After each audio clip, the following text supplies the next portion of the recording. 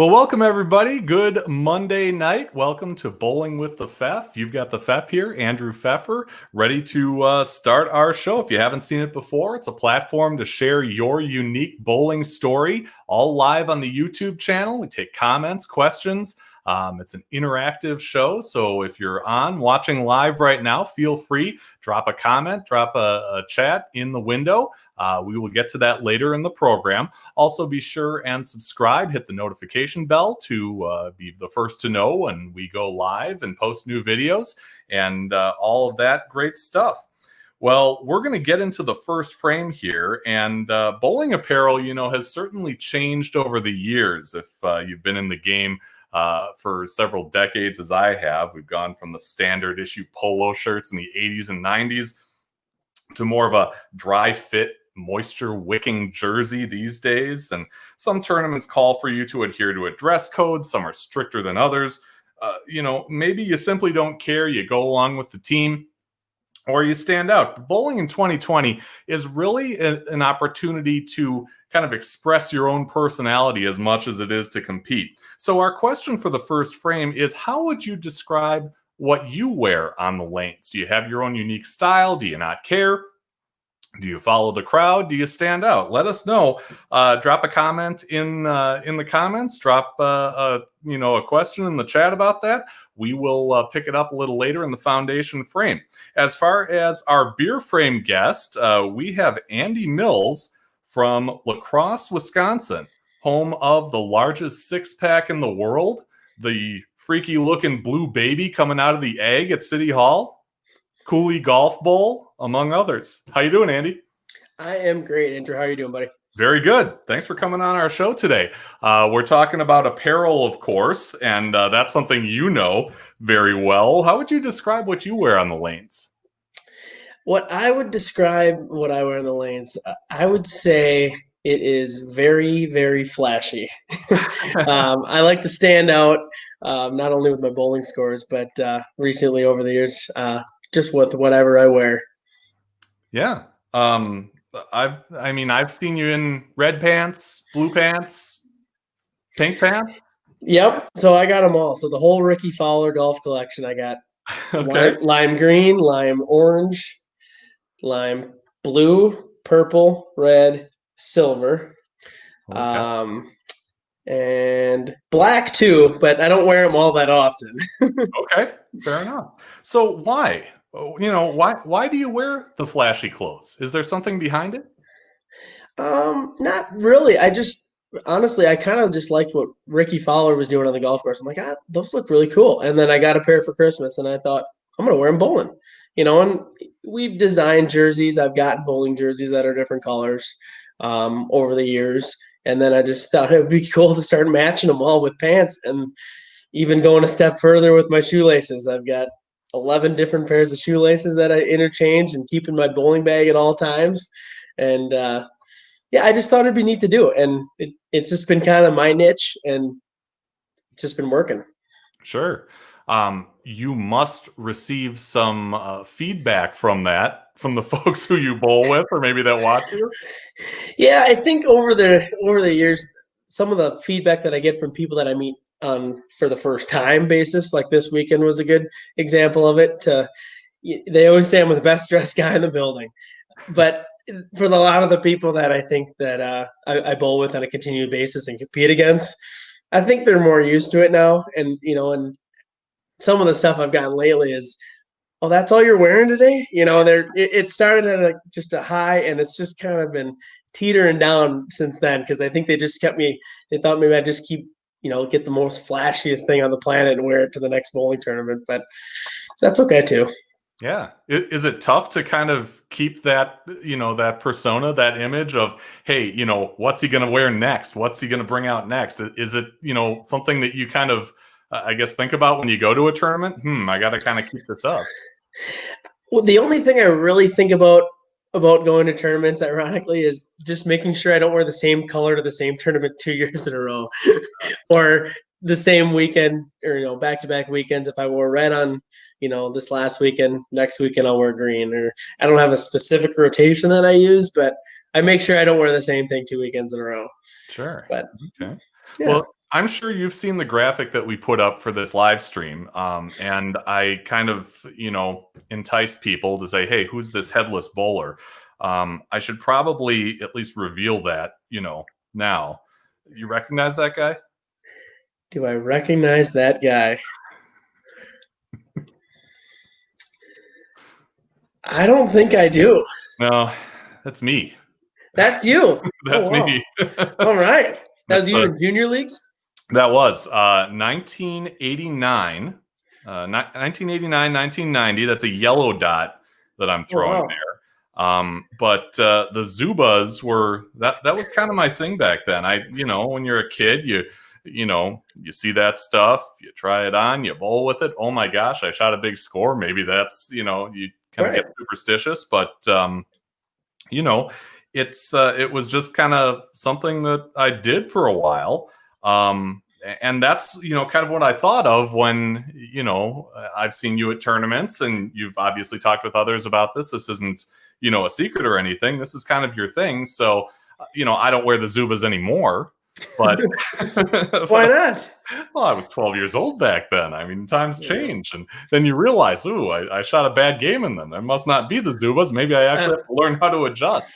But, but yeah, that's what I thought of. So I decided to kind of bring that out for the graphic. And, I actually have a video too, because we like the whole audio visual experience here. So, absolutely. What you're getting. This is September 1st, 1990. And where's it at? Maple Grove, Minnesota. And the ball kind of finishes over the 10 pin.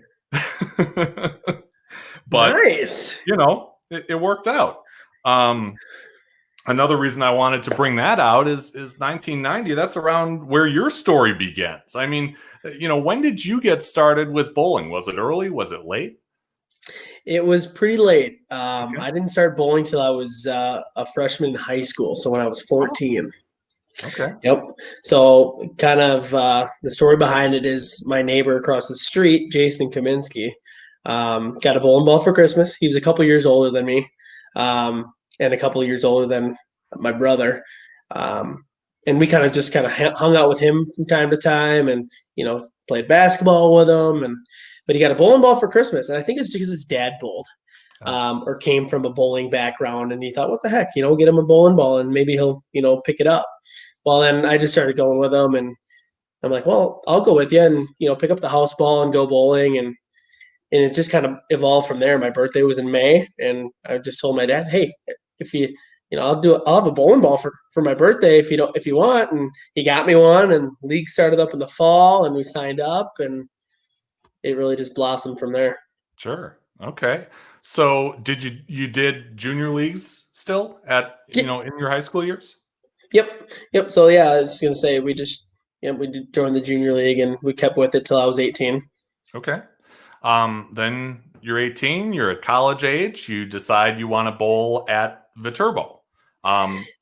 Yeah, I mean, it didn't quite happen that fast. Okay. I didn't even go to college to bowl, actually. I went to our local technical college here. I didn't really know what I wanted to do, but I knew I wanted to keep bowling because I enjoyed doing that. So, what we do now, like Nick and I, we go on what we kind of call our circuit in terms of the same tournaments over and over. I started kind of picking a few on the weekends and going bowling.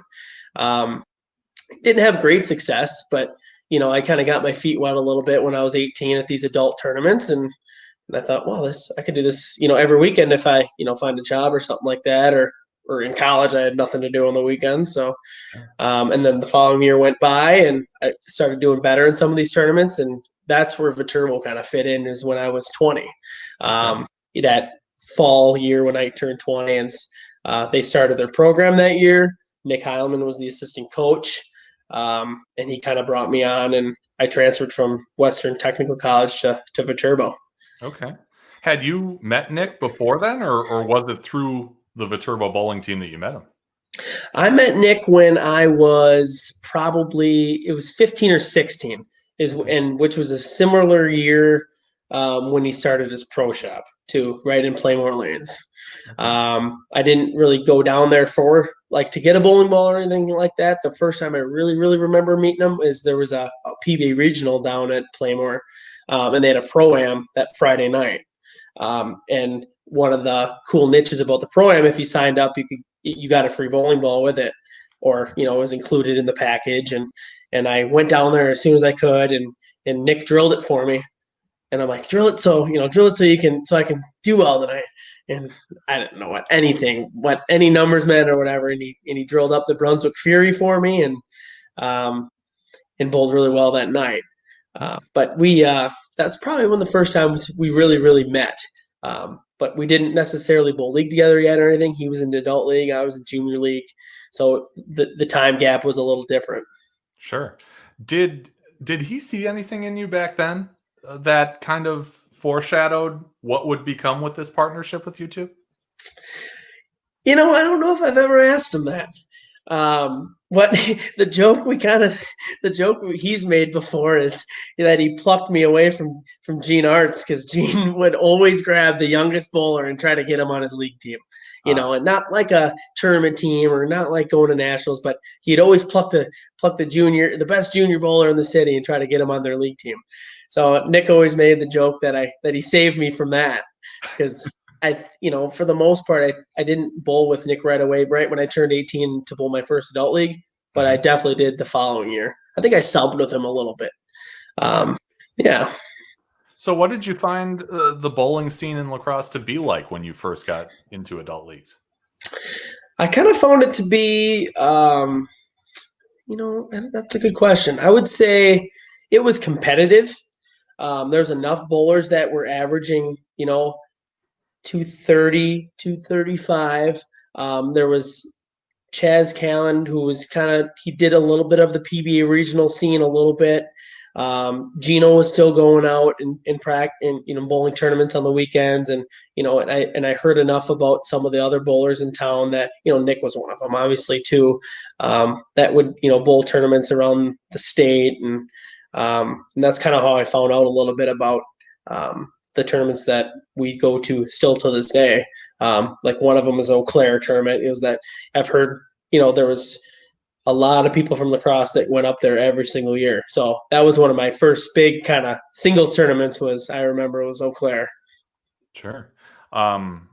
You really found success fast. I mean, you're starting as a 14-year-old in adult leagues, and all of a sudden you start racking up honor scores.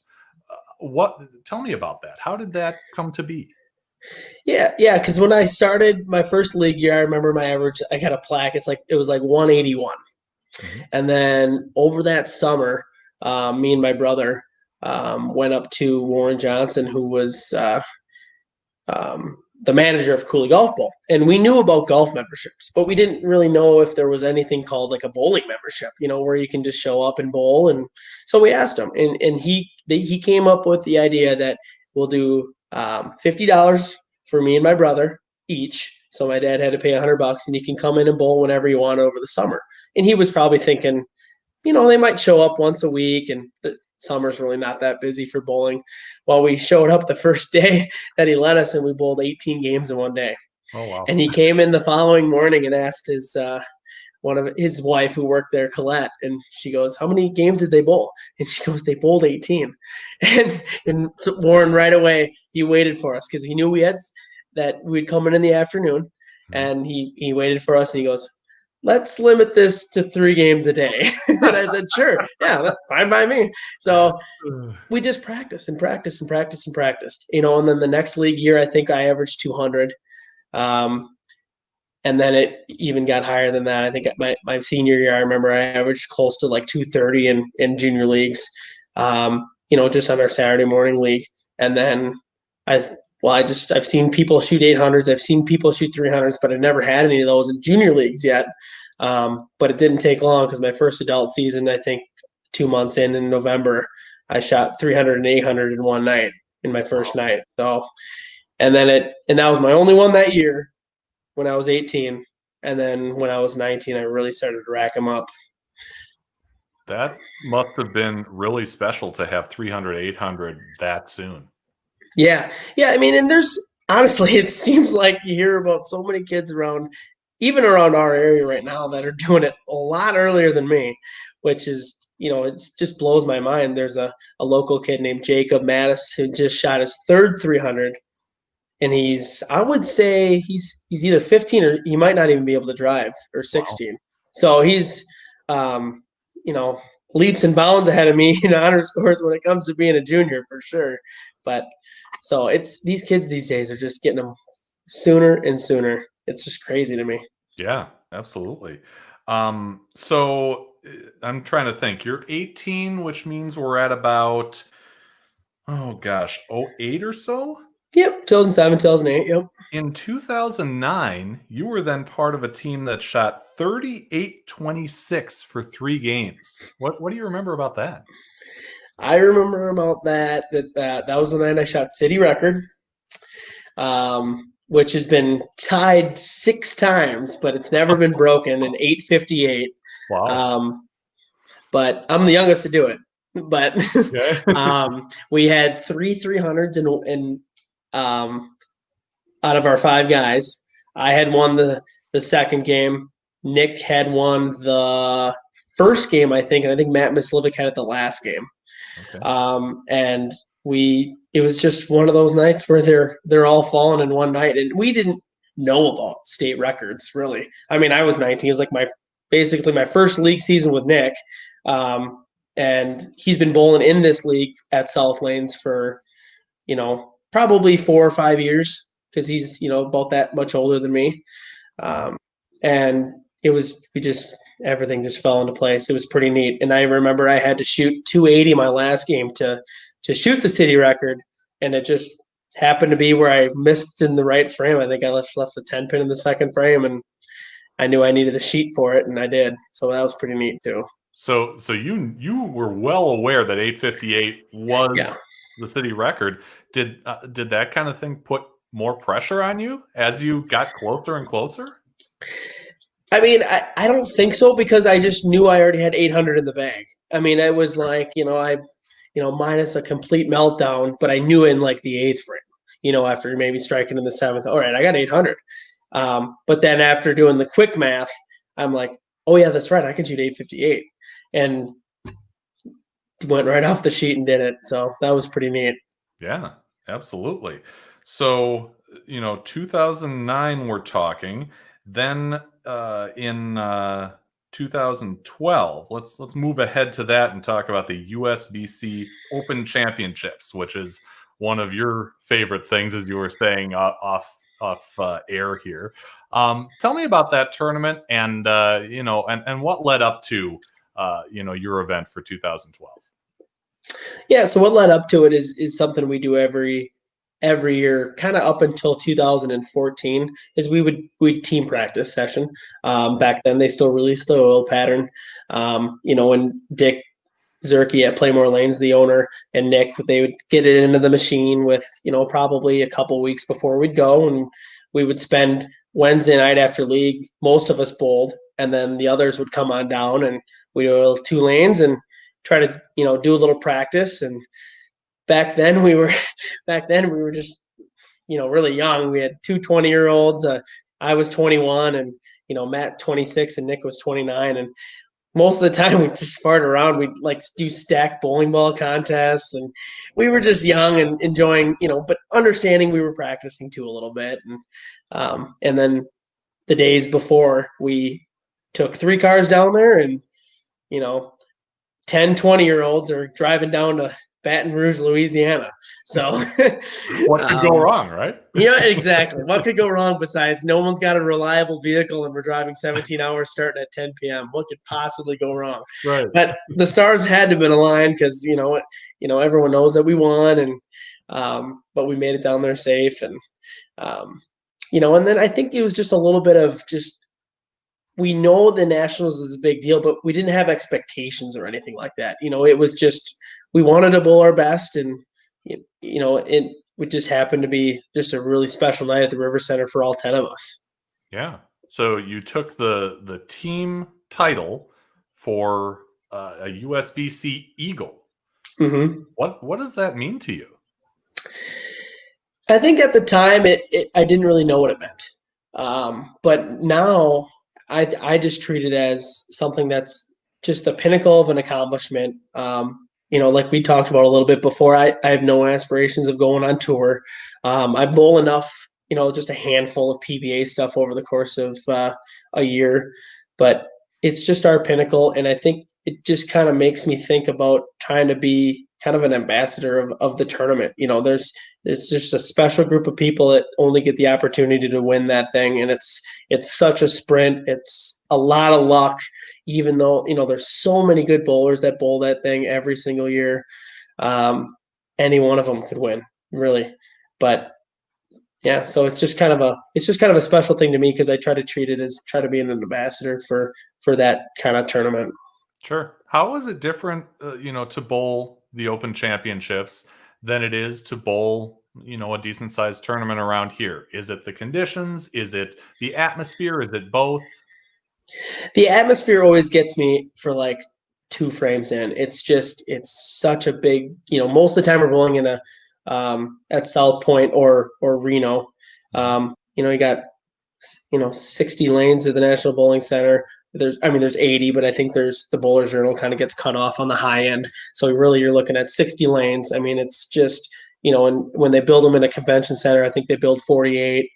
And that atmosphere is just wide open. I mean, it's just so different than your normal bowling center that you're bowling a tournament in. But I try to treat it the same. I try to treat it, in my mind, the same. But really, Open Championships gets me the first couple frames every year. Yeah. You went fairly early that year in 2012. So now you got to wait and figure out, okay, is anybody going to do better than we did? What's that like for you, for the other members of your team, just to kind of have this out there and not really in your control just yet? Yeah, we just kind of, I remember just we had a text group and kind of sharing that moment over the course of, the 121 days or however many it was that we had to hold off the lead. And we followed it a lot. I know I did. I mean, I guess I can't necessarily speak for everybody, but I followed it all the time. I watched every single live stream. I, was texting, Trevor and Matt a little bit, and even, Nick. I don't think I did as much because I tried to keep him out of it, and because I think he maybe knew what we did, but we were just soaking up the moment as 20-year-olds that, oh my god, this team shot 1100 or something like that. Oh my god, they got a chance, and then they'd shoot 10, 20. I'm like, oh, I think we're safe, and we didn't score watch every night, but a lot of the big teams already would announce when they were going, and so we could kind of follow them up a little bit. Sure. As you had said, Nick is a little bit older. Has he, what kind of influence has he had on you kind of through these middle years where you're starting to, build up, like you said, stack honor scores and do well in tournaments and get this eagle? He must have been able to guide you a little bit. Oh, it's a lot more than a little. Trust me. I never like to admit it, and I'm super, super self-confident, but at the same time, it's one of my buddies, Jeff Shavy, made the comment over last week. There's no Andy Mills without Nick Heilman, and I would honestly say that to anybody and everybody. It's whether it's just the person that drills all my stuff.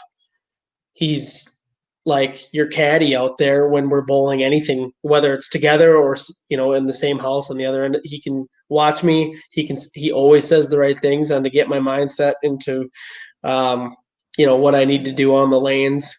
It's really, I can't even put a price on what he's been able to help me do and just influence on me. It really can't. At some point, you guys, partner up. You have this partnership where you go to tournaments and you're a team. Even though it's an individual tournament, you split the proceeds and you go into this together. When did that start and why? I think that started back in. It's been started at nationals since we've been really going. So like 2010, 2011, we would split the brackets at nationals always. We'd get it in the same amount. We always max out.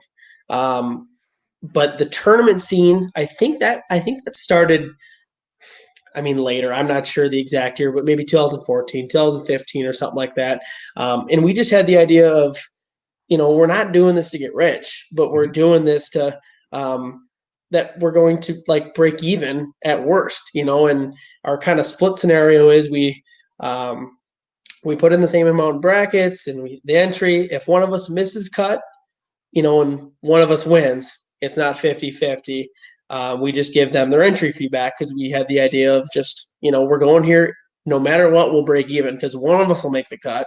Most of the time, both of us will make the cut. And then when both of us do make the cut, we split everything 50-50. So even if he would finish dead last after qualifying, we make the cut and I win, 50-50 split. Sure. And I think that just kind of started on the idea premise that we're just going to go there and make sure we break even at worst. Yeah.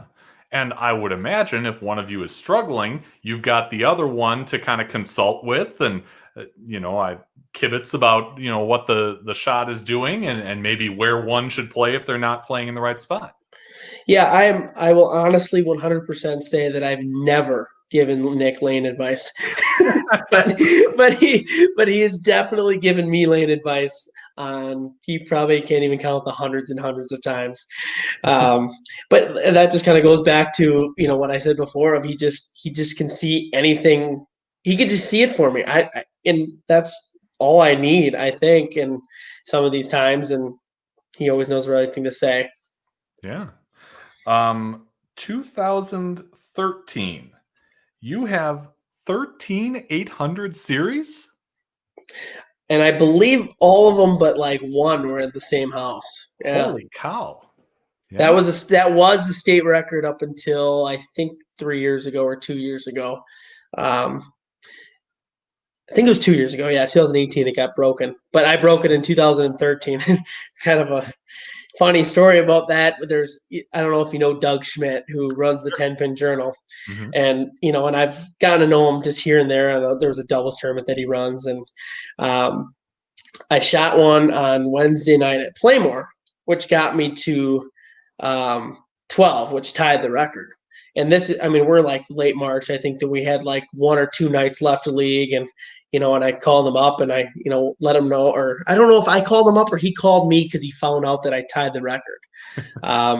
But I talked to him about it and he's like, oh, we just make sure that you let me know if you do beat it though. And, I don't know if you will, but let me know if you do beat it. I'm like, all right, sure. And sure enough, I went there the next night on Thursday night of the league and shot like at 800 and something. I don't remember the exact score, but went out the next night and then snapped the record off.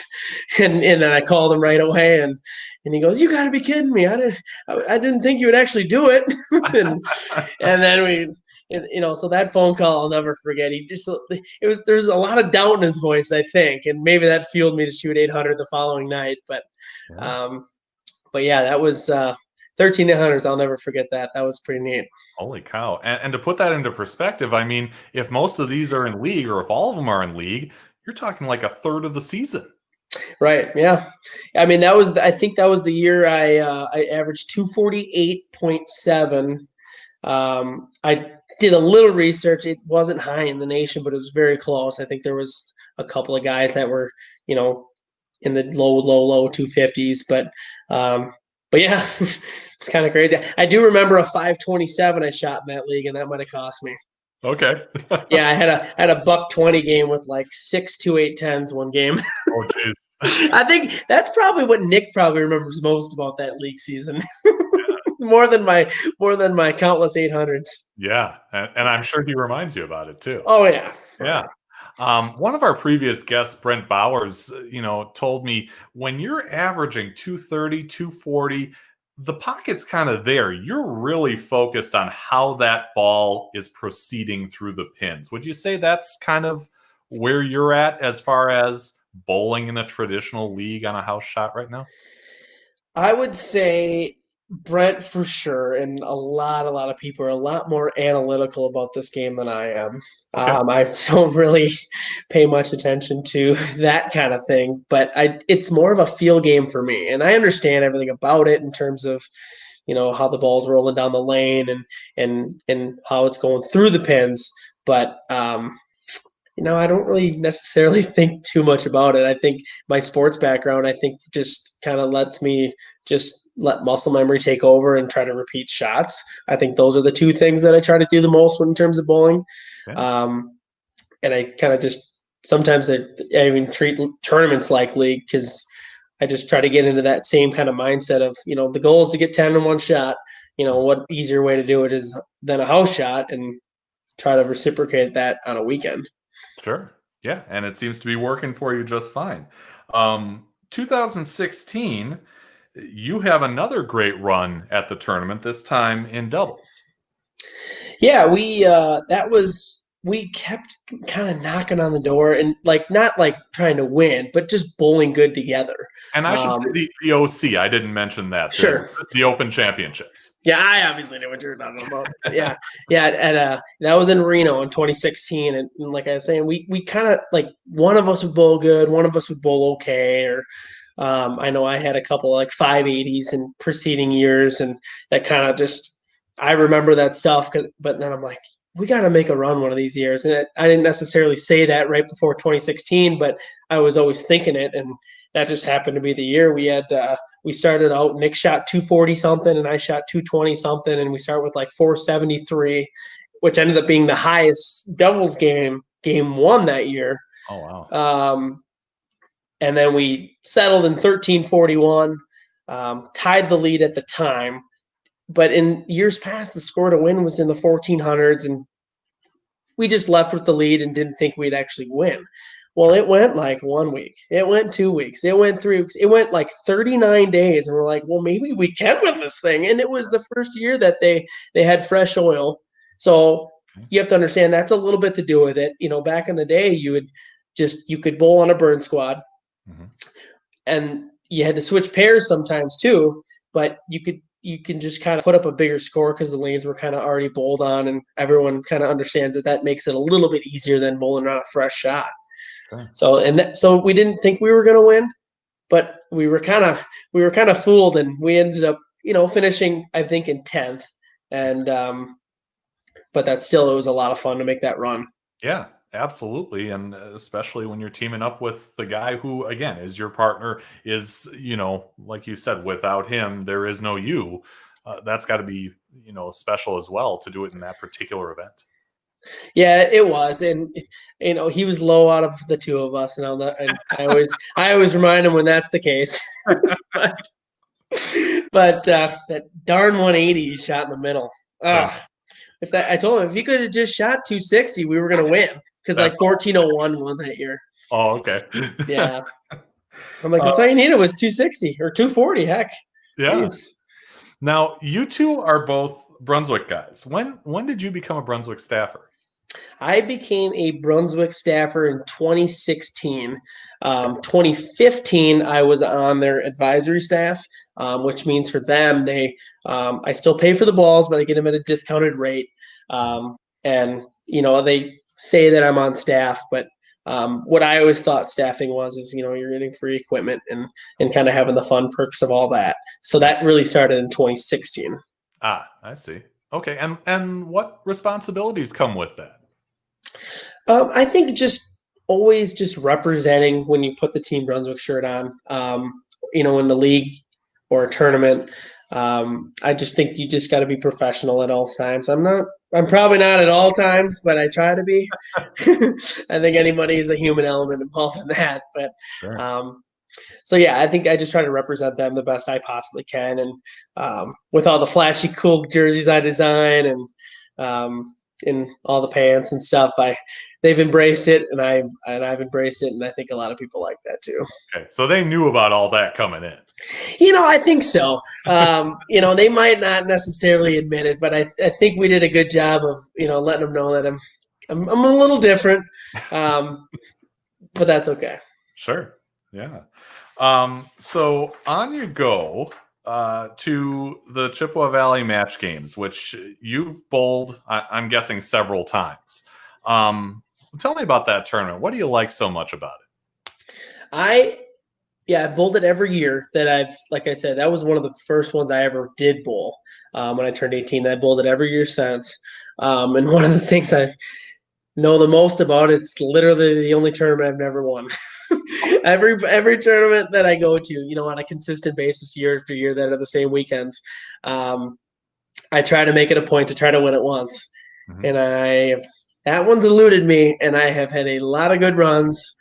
I've led on Sunday many times. I was the number one seed last year, and I only needed to make a 7-pin in the title match in the 10th frame to do it, and I missed it uh, to lose by 2. So that one stung a little, but I just remember it's just such a. Eau Claire reminds me of La Crosse. It's not a huge city, but it's big enough. There's enough fun things to do in it. The tournament is always drawing the best talent, kind of from the 2-3 hour range. Like the Chad Nelsons, the Dan Box, the Dave Langers, and even Mike Weirs and Todd Savoy, and there's so many just renowned bowlers that are older than me that I remember just watching when I was 18 and 19 at these tournaments. I'm like, man, how come they're always in the finals? How come they're always in the finals? And, Yeah. that's just kind of who I tried to emulate myself after try to get there. I want to get there too. But that tournament is just so much fun to bowl for me.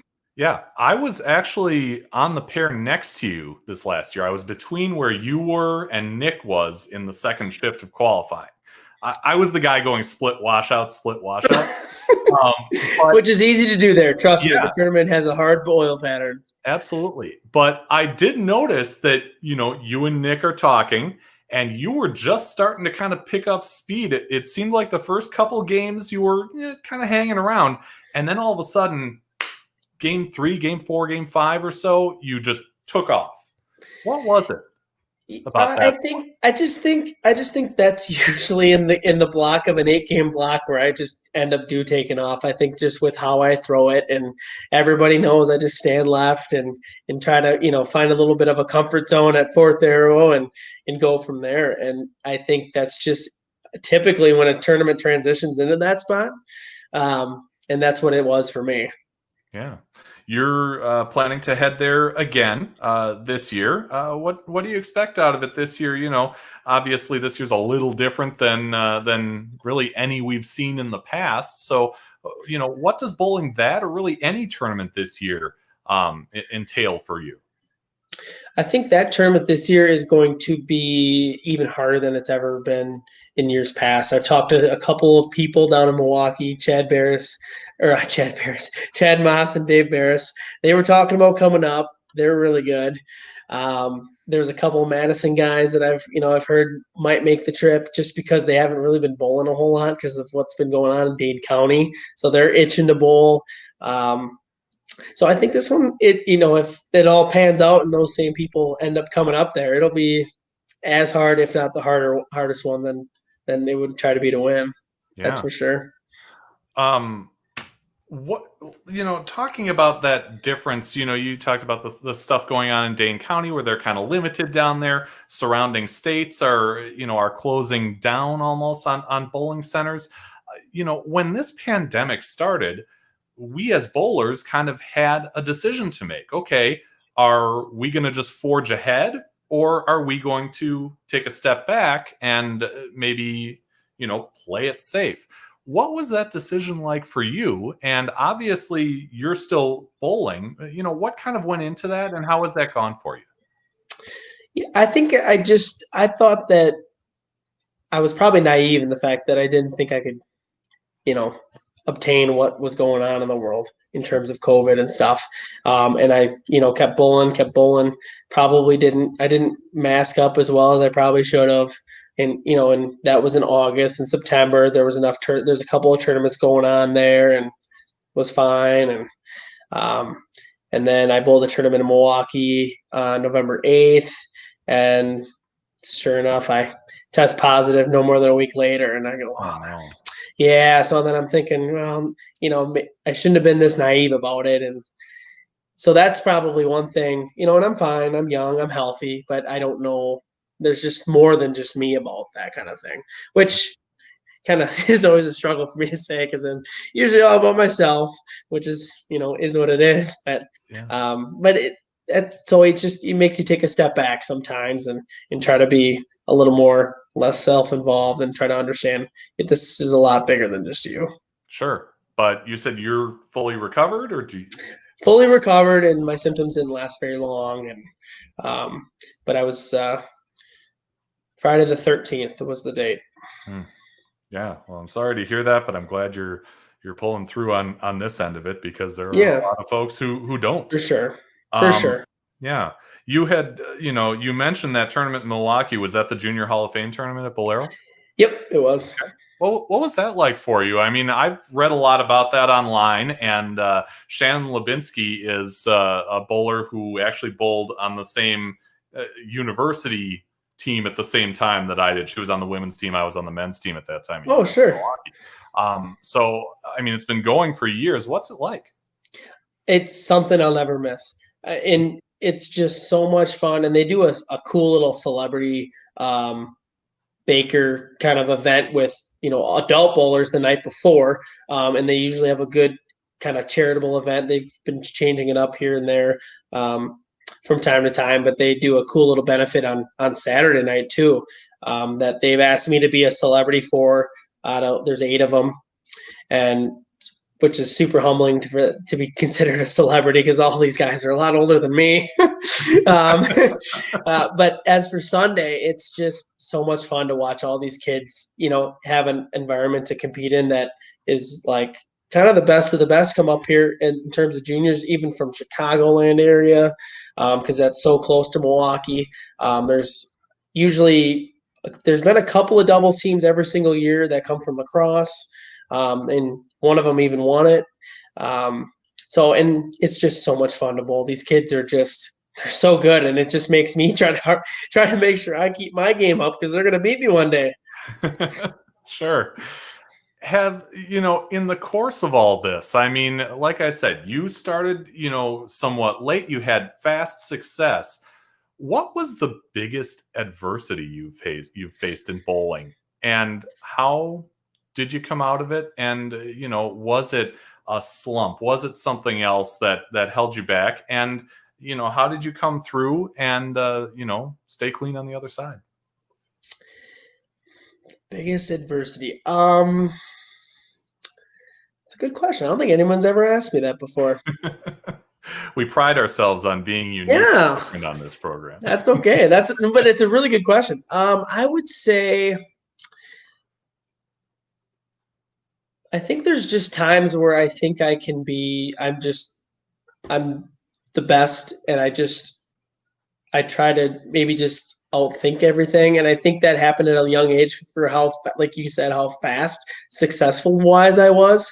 And I thought it would just kind of keep going up and up and up and up and up. And I think, maybe back when I was in my, earlier 20s, I think there just was a time where I probably should have taken a step back and realized what I was doing, because I never did, but I think it was just, I don't know. It didn't really answer your question, but I don't really know. I don't really know. I mean, maybe I just don't know. That's kind of a good spot to be in, though, when you don't know. Yeah, I mean, there had to have been something I faced. Yeah. Yeah. Well, I mean, there was a time I bowled up a turbo for 1 year, and and I ended up getting kicked off, and it was kind of a back and forth story, and on why I got kicked off. So I think maybe that was a good way to take a step back. I didn't at the time, trust me, because I thought I thought they needed me more than I needed them, but maybe I should have probably taken a step back then and probably realized maybe that could have been a time to show a little adversity and push forward, and maybe be more of a team environment instead of a singles environment. Sure. Let me put it like this.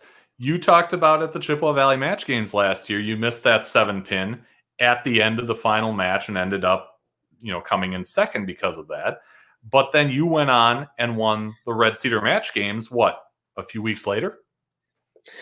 Yeah, I did. And I think I probably won, because that was this last year this year, 2020 in January. And I won, I think, up in North Dakota, or Moorhead, which is right on the border. And then the following weekend I won at a mass tournament in Madison, and then boom, the pandemic hit. But yeah, that's a very good one. And that, sometimes I think even though that one will haunt me, honestly, I'll forget about it so fast because with the cool thing with what we do, there'll be another one next weekend, and we laugh about it now, and there's even a funny GIF if you type in Andy Mills misses 7-pin, I'll come right up. I have no idea who recorded this thing, but it's my full approach, me hooking at the 7-pin and missing it. Wow. And you got to look it up first because it's hilarious to me now. Obviously, it wasn't when I did it because I go like this and I'm on, I bend over and I'm freaking out because I just can't believe I missed a 7-pin to win. But I just think I just forget about it so fast, and maybe that had to do with a little bit of my previous sports history too. Hey, could be. So, that was kind of heavy. Let me get onto some of the lighter stuff here. Hilly and Millie, the Facebook page. What prompted that, and what is that all about for people who haven't experienced that page for themselves? What we did was I made the joke about how every single time we'd go on the weekends, I would post something about how we did, and in most of the time in a success form, and Nick kind of wouldn't. He's more reserved, and I'm like, Nick, we need to do an athlete page, and we made a joke about other guys, all these pros are starting their own athlete page. I'm like, why can't we start our own athlete page? He's like, no, we're not doing that. I'm like, come on, and we didn't do it right away, and I kept kind of badgering him about it, and then it came up with that video right there in the upper left. Oh yeah. Nick's, like I said on the OC podcast, Nick is literally the wizard behind the green curtain because he comes up with all these days. He sits in his pro shop. He comes up with these ideas on what to do. And I'll never say no. I think they're just hilarious. And so we just decided to do the athlete page. And this was the first video that we just kind of,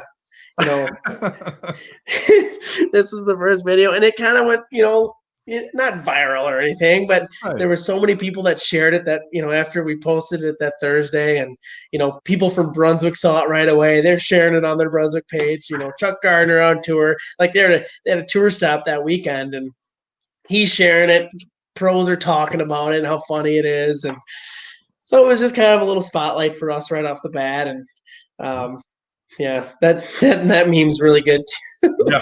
Oh my god, that was me after a night at Hotel Casino and at State, and we're playing for dollars, and I just had a fistful of them, and I'm in the lobby counting them right in front of Nick, and this is literally in the hotel lobby. He smacks my hand, they go flying all in the air, and then Nick's like, get on the floor and take a picture with your face down, and I do it, of course. And of course. So wow. and then they make this meme, and I think this was a little bit of Nick's idea too, and oh my god, it's just so much fun. He kind of came around after a while.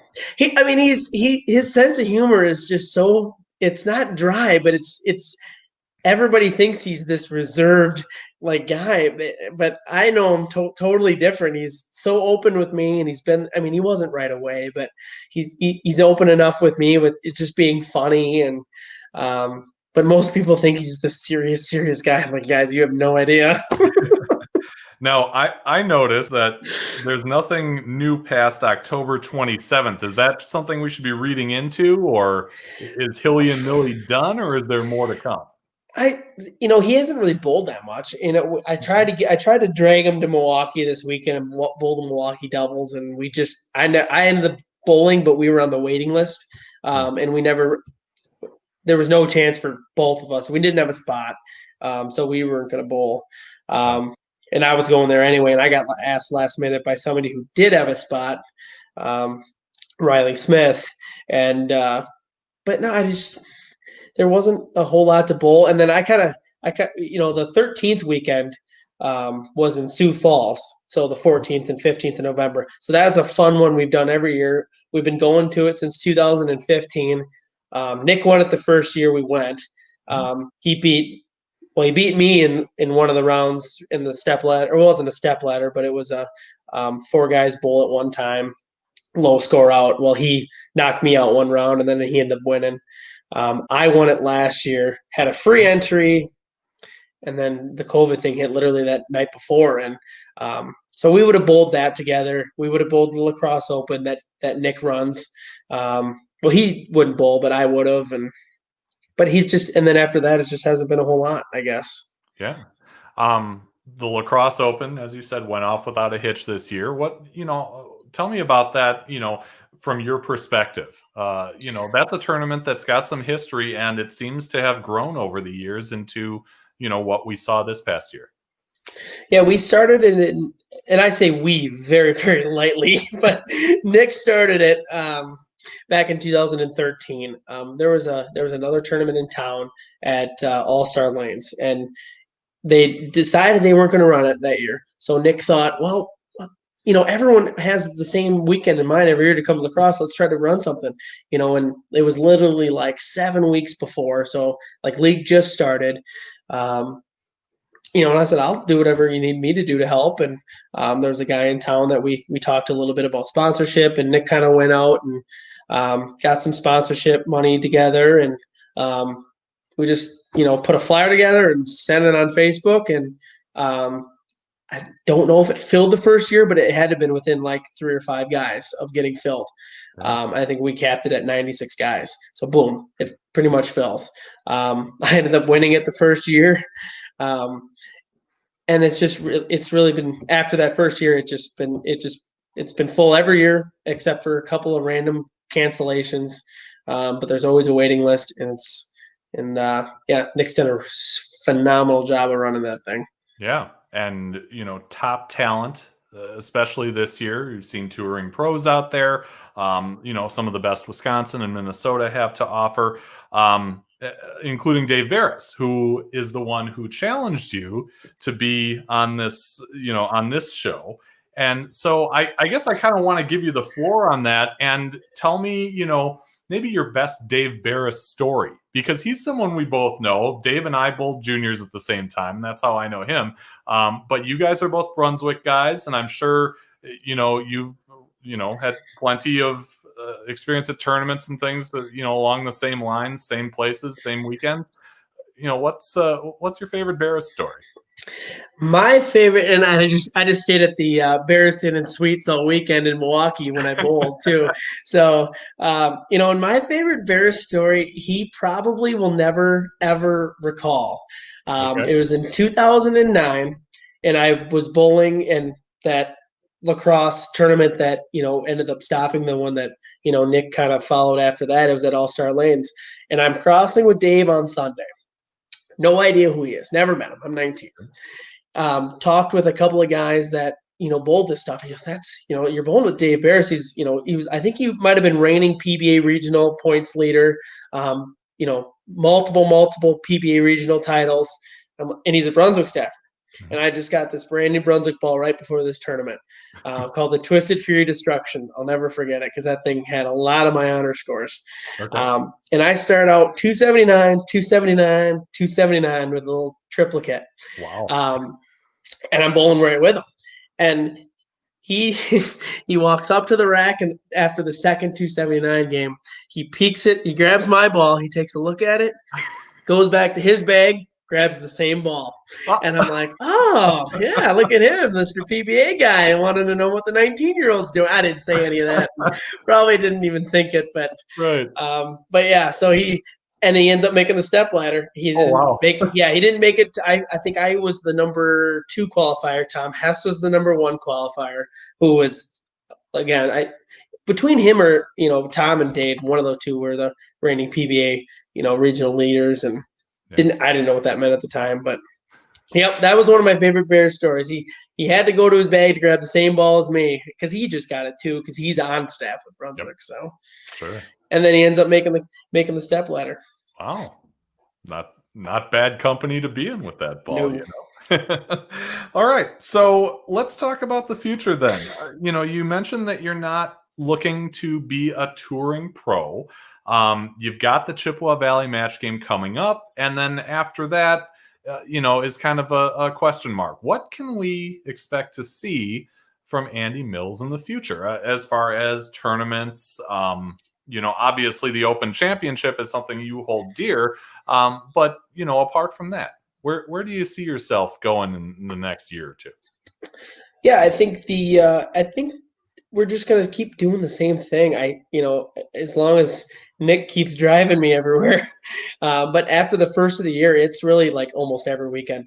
We're finding something. And it's just the same tournaments like I've been talking about over the years of, Eau Claire right away. We took a stint going up to Canada the second weekend of January. We did that for 4 years. We go to Minot, North Dakota, which is a 10.5 drive one way at the end of January. We'll have some local stuff. But I just see us doing that and just keep enjoying it. I think until maybe somehow we get bored of doing it. But I think, barring the world kind of goes back to a normal-ish place, Yeah. which I think a lot of people are hoping for, I think we're just going to kind of keep doing that. Wow. All right. Fantastic. Well, with that, let's go into the foundation frame, see if anybody has left a comment, and they haven't this time. What would you like to say to the people who, elected not to comment? I mean, this is Andy Mills here. Oh, how could they? Nobody commented one thing? No questions, no comments, nothing. I guess I answered everything for him. Disappointing. Yeah. Remember, if you're watching on the replay, shoot a comment down. If you have questions, we'll try and get you answers as we go. All right, off the sheet. As our tradition on this show, we allow our guests to issue a challenge to someone who they think they would be good on this show. So tell me, who do you think should be on this show? Who would you like to challenge? I'm going to challenge Sean Rash. Since you got AJ Johnson last week. Sean and I have been kind of going back and forth on Facebook. I don't know if a lot of people have been paying attention to it. I kind of threw a jab at him at the Hall of Fame weekend by listing one of my accomplishments was beating Sean during one game of qualifying the one time I bowled the Masters. And he made it way farther than I did. We both made the cut, but he made it way farther than I did. Okay. Yeah, but he just keeps razzing me on Facebook, so I'm going to call him out here. All right. Fair enough. Well, we'd be happy to have him. Sean, if you're watching, either live or on replay, you know where to find me, bit.ly/bowling with the Fef. Give us a shout. We'll have you on. We'll figure it out. Andy, it's been a pleasure. We really appreciate you being on and discussing your accomplishments and bowling story with us. Well, I appreciate it. Yeah, I would do it for anybody. So I appreciate your time, buddy. Awesome. Thank you so much. And again, if you're interested in being on this show, let me know. bit.ly/bowling with the Fef. You can subscribe to our YouTube channel and you'll be up to speed on when we have our videos and live streams. Our next live stream is next Monday night on December 14th. So be sure to join us. It'll be a great time, as it has been each week we've done this. I'm Andrew Pfeffer. Be just and fear not. We'll see you next week.